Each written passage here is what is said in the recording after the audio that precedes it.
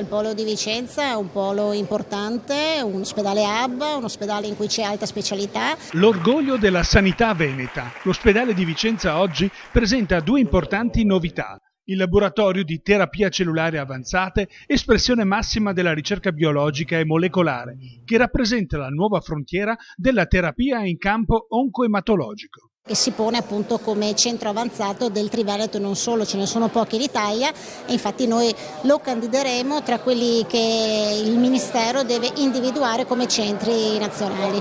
La terapia cellulare che conosciamo di più è il trapianto di midollo osseo. Il primo trapianto è stato effettuato attorno agli anni 50 ed oramai pratica clinica, ad esempio nella terapia della leucemia.